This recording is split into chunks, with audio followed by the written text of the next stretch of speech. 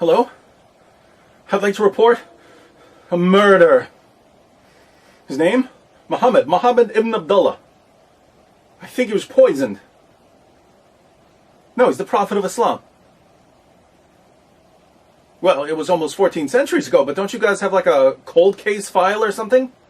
Not for that long ago. Do you have any clue how important this case is? I've got Sunnis telling me a Jewish woman poisoned him. I've got Shias telling me Aisha poisoned him. And I want to know who killed... Hello? She hung up. Guess I'll have to solve this one myself. Through a careful investigation of the Muslim sources. By the way, to all my Muslim friends out there who've never bothered to read your most trusted sources, may I say in advance, mwah ha ha.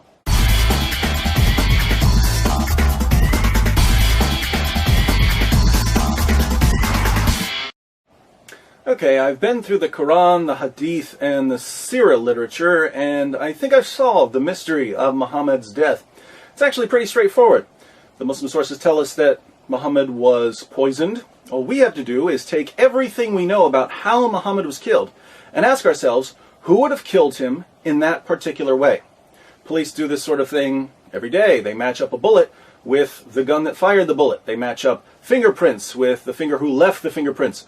They match up details of a crime with a criminal who has a certain MO. So to figure out who killed Muhammad, we just need to do a little profiling. But the fact remains you can't prove that I did it. It could have been anybody. It could only be you. By your own admission. The main difficulty we face is that lots of people wanted to kill Muhammad. The pagans wanted to kill him for conquering their cities, smashing their idols, slaughtering their men, raping their women, and enslaving their children. Jews wanted to kill him for seizing their land, destroying their communities, slaughtering their men, raping their women, and enslaving their children. Christians wanted to kill him for threatening to conquer them. Men wanted to kill him, women wanted to kill him, old people wanted to kill him, young people wanted to kill him. Muhammad made a lot of enemies. What's the matter, Rodney? I don't get no respect at all. Fortunately, we can narrow down our list of suspects by ruling out people who would have killed Muhammad in some way other than poisoning. Certain killers like to strangle their victims. They're not going to use poison. Some people prefer knives. Some people set fires. Some people push their victims off cliffs. Colonel Mustard wouldn't poison anybody. He'd use a lead pipe in the ballroom. Interestingly, the Quran tells us how Allah would have killed Muhammad. We find Allah's MO, his preferred method of executing prophets, in Surah 69, verses 44 through 46. According to the Quran, if Muhammad were to invent a false revelation, if he were to make up verses of the Quran, Allah would kill him by severing his aorta. The aorta is the large artery that comes out of the left ventricle of your heart. Some Muslim sources call it the life artery. Let's look at 4 translations of verses 44 through 46, along with a commentary, so we can get a clear idea of what the passage is saying. The Haleli Khan translation reads, "And if he, Muhammad, had forged a false saying concerning us, we surely should have seized him by his right hand, or with power and might, and then certainly should have cut off his life artery." And in parentheses, the translators add, aorta. The Pickthall translation declares, "And if he had invented false sayings concerning us, we assuredly had taken him by the right hand and then severed his life artery." Daud's translation reads, "Had he invented lies concerning us, we would have seized him by the right hand and severed his heart's vein." M.H. Shakir renders these verses, "And if he had fabricated against us some of the sayings, we would certainly have seized him by the right hand, then we would certainly have cut off his aorta." Just so we're clear on the meaning, and no one accuses me of misrepresenting the passage, let me read one of the greatest Muslim commentaries on these verses. This is Tafsir Jalalain. "And had he, namely the Prophet, fabricated any lies against us by communicating from us that which we have not said, we would have assuredly seized him. We would have exacted vengeance against him as punishment by the right hand, by our strength and power. Then we would have assuredly severed his life artery. the aorta of the heart, a vein that connects with it, and which, if severed, results in that person's death. So if Muhammad had been a false prophet and a liar and a deceiver, we know how Allah would have killed him. Allah would have cut his aorta. As long as no one severs Muhammad's aorta, then we can rule out Allah as a suspect. I didn't do it. Just because the blood was in my hand doesn't mean I stabbed the man. Now that we've got our strategy, let's turn to the Muslim sources so we can put together our profile. According to Sahih Bukhari, Sahih Muslim, and other texts, Muhammad was poisoned by a Jewish woman. Sahih Bukhari 26:17. A Jewess brought a poisoned cooked sheep for the Prophet, who ate from it. She was brought to the Prophet and was asked, "Shall we kill her?" He said, "No." Anas added, "I continued to see the effect of the poison on the palate of the mouth of Allah's Messenger." People could see the effect of the poison in Muhammad's mouth. The poison apparently disfigured his palate, making his mouth look strange. Sahih Muslim 54:30. A Jewess came to Allah's Messenger with poisoned mutton, and he took of what had been brought to him. When the effects of this poison were felt by him, he called for her and asked her about that. Whereupon she said, "I had determined to kill you." Thereupon he said, "Allah will never give you the power to do it." Muhammad tells this woman, "Allah will never allow you to kill me." I guess Muhammad didn't know Allah very well, because the poison ultimately did kill him. In case you're wondering why this woman wanted to poison Muhammad, she tells us in Ibn Sa'd.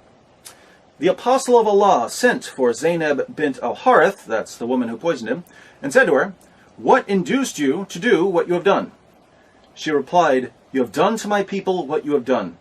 You have killed my father, my uncle, and my husband, so I said to myself, if you are a prophet, the foreleg will inform you. And others have said, if you are a king, we will get rid of you." The woman poisoned Muhammad because he slaughtered her family. Guess Louis Farrakhan got something right. But as a man soweth, the same shall he also reap. And that's why Jesus told Peter, sheathe your sword, because those who live by the sword will die by it. But there's a plot twist here, my friends. You see, Zainab didn't act alone. She had a co-conspirator, someone working behind the scenes, pulling the strings. Sahih Bukhari 44:28. The Prophet, in his ailment in which he died, used to say, "O Aisha, I still feel the pain caused by the food I ate at Khaybar, and at this time I feel as if my aorta is being cut from that poison."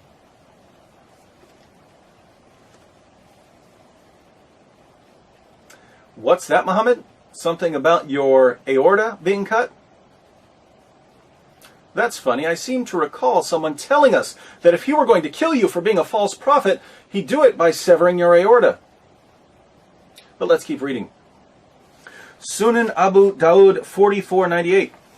A Jewess presented Muhammad at Khaybar a roasted sheep which she had poisoned. The apostle of Allah ate of it, and the people also ate. He then said, "Lift your hands from eating, for it has informed me that it is poisoned." Bishr bin al-Bara bin Marur al-Ansari died. So he, the Prophet, sent for the Jewess and said to her, "What motivated you to do the work you have done?" She said, "If you were a prophet, it would not harm you. But if you were a king, I would rid the people of you." The apostle of Allah then ordered regarding her, and she was killed. He then said about the pain of which he died, "I continued to feel pain from the morsel which I had eaten at Khaybar. This is the time when it has cut off my aorta." This is the time when it has cut off my aorta.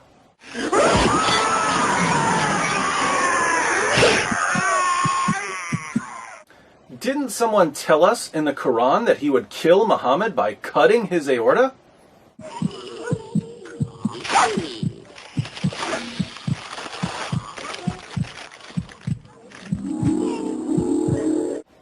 Notice the passage says that Muhammad's companion Bishr died from eating the poison. Interestingly, before Bishr died, he told Muhammad that as soon as he put the lamb in his mouth, he could taste the poison. But he ate it anyway because he saw Muhammad eating it. In Ibn Sa'd we read, "The Apostle of Allah took the foreleg, a piece of which he put into his mouth. Bishr ibn al-Bara took another bone and put it into his mouth. When the Apostle of Allah ate one morsel of it, Bishr ate his, and other people also ate from it. Then the Apostle of Allah said, 'Hold back your hands, because this foreleg has informed me that it is poisoned.' Thereupon Bishr said, 'By him who hath made you great, I discovered it from the morsel I took. Nothing prevented me from spitting it out, but the idea that I did not like to make your food unrelishing. When you had eaten what was in your mouth, I did not like to save my life after yours, and I also thought you would not have eaten it if there was something wrong.' Bishr did not rise from his seat, but his color changed to that of a green cloth." Friends walk together, la la la la. Bishr died because he trusted Muhammad. Muhammad died too. His pain and sickness just lasted much longer. In Sunan Abu Dawud, Muhammad even described his pain to Bishr's mother. Bishr said to the Prophet, during the sickness of which he died, "What do you think about your illness, Apostle of Allah? I do not think about the illness of my son except the poisoned sheep of which he had eaten with you at Khaybar." The Prophet said, "And I do not think about my illness except that. This is the time when it cut off my aorta." There's that aorta again. Tabari, page 124, "The Messenger of God said during the illness from which he died, the mother of Bishr bin al-Bara had come to visit him. Bishr, at this very moment I feel my aorta being severed because of the food I ate with your son at Khaybar." Okay, Muhammad, we get the point about the severed aorta. According to Aisha, Muhammad was in total agony before his death. Sunan ibn Majah, 1622, Aisha said, "I never saw anyone suffer more pain than the Messenger of Allah."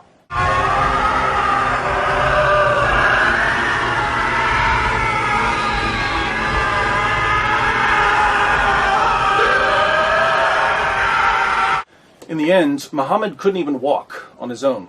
His followers had to drag him around. Sahih Bukhari 2588, Aisha said, "When the Prophet became sick and his condition became serious, he requested his wives to allow him to be treated in my house, and they allowed him. He came out leaning on two men while his feet were dragging on the ground."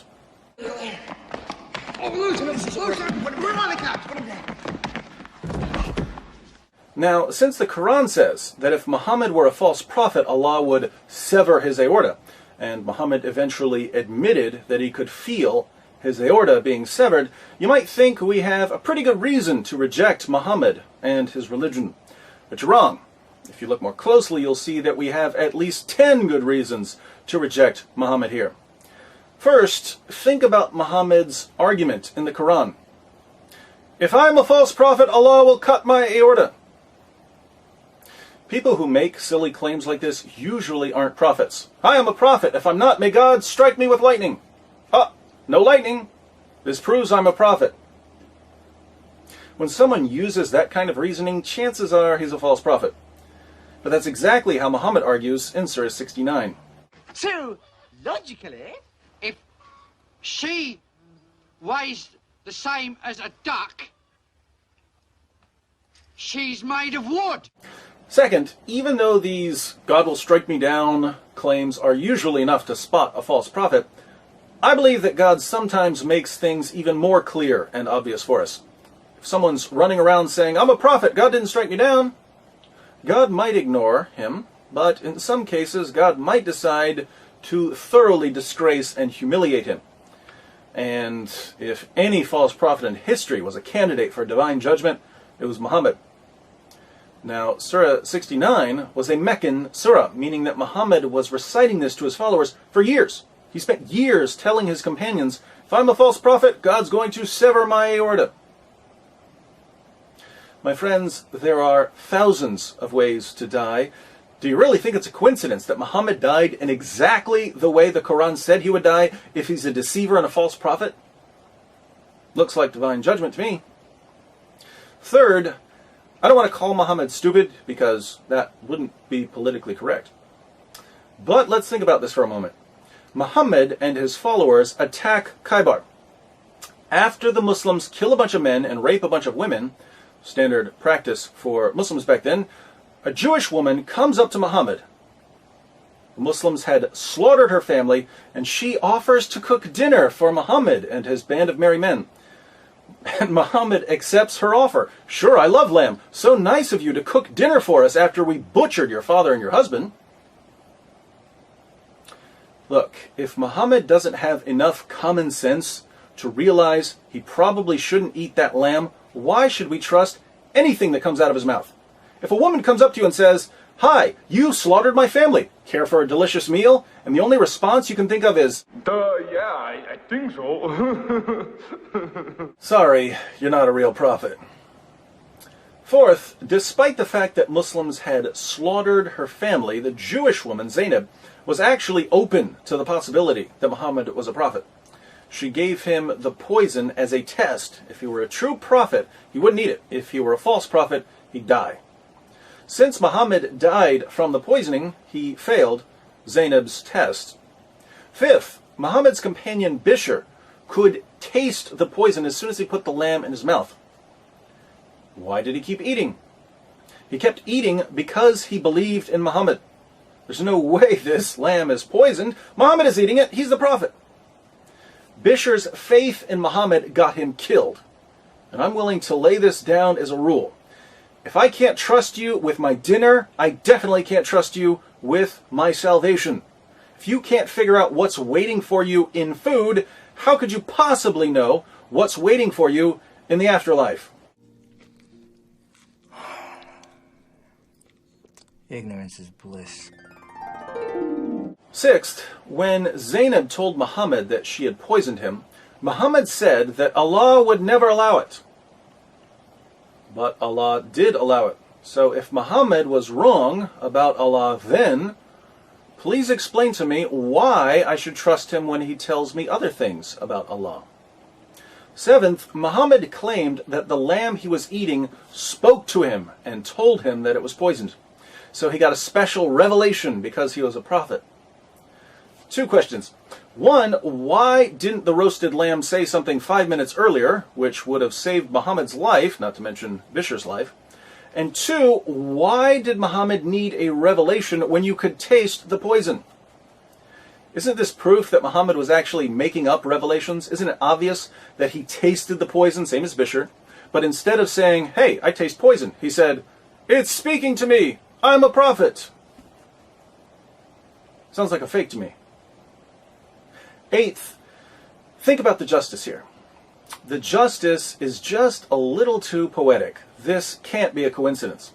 Muhammad did more than anyone else in history to provoke hatred against Jews.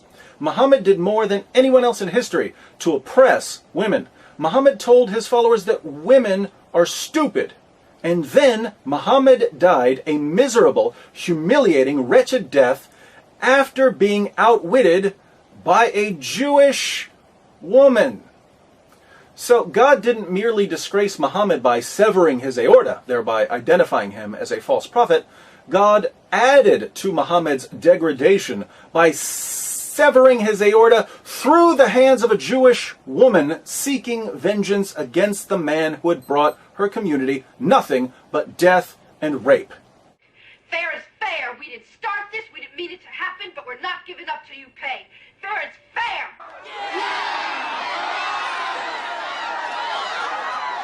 Ninth, according to the Quran, when the Jews tried to kill Jesus, Allah intervened and rescued him. This is Surah 4, 157 to 158. Allah took Jesus safely to paradise. He wouldn't give anyone the victory over Jesus. But when a group of Jews wanted to kill Muhammad, what happened? Allah sits back and watches as a woman poisons his prophet, and he does nothing as his prophet dies a humiliating death.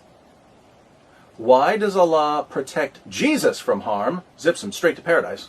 Then when he turns around and sees Muhammad wallowing in freakish misery, Allah doesn't lift a finger to help him.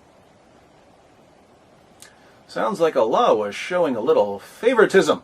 Don't mess with Jesus, Allah won't let you. But go ahead and feed Muhammad some rat poison, Allah doesn't care.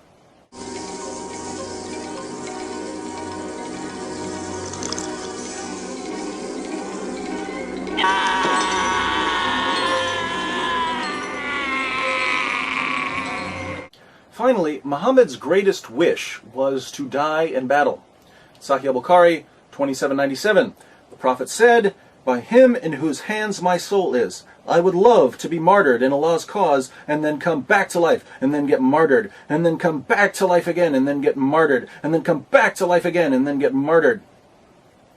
If you read the Muslim sources, you know that every time Muhammad wants something, Allah gives him a special revelation granting him what he desires. Muhammad wants to have sex with Aisha, Allah gives him a revelation. Muhammad wants more than 4 wives, Allah gives him a revelation. Muhammad wants to marry the divorced wife of his own adopted son, Allah gives him a revelation.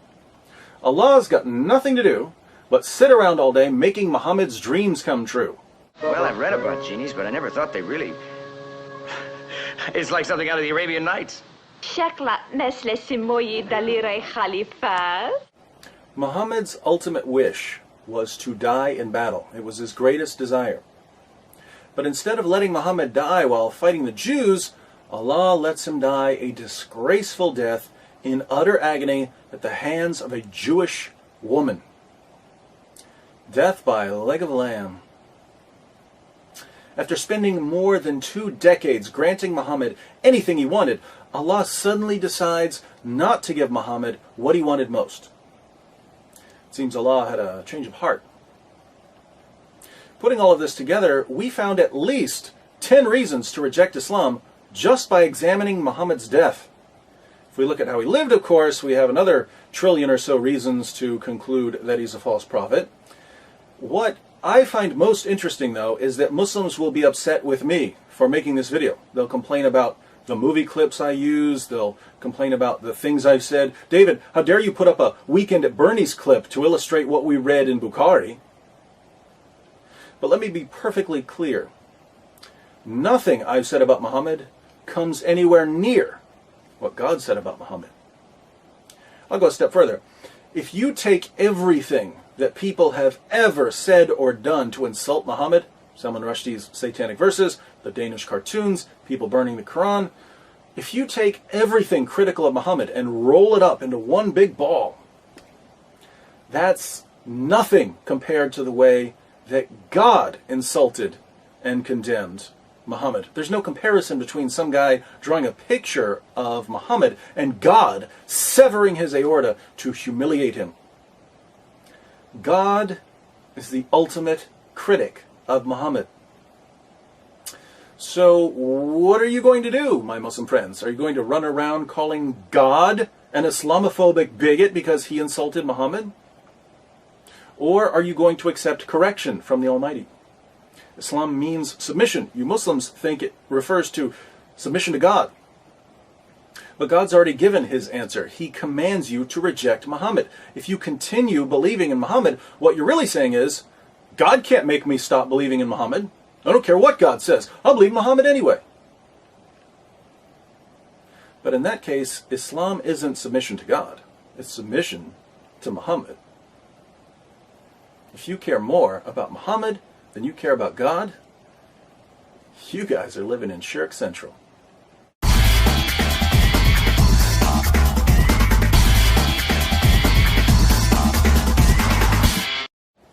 That's right. I solved the cold case. So put that in your file. No, I just want to hear you say it. Columbo ain't got nothing on me.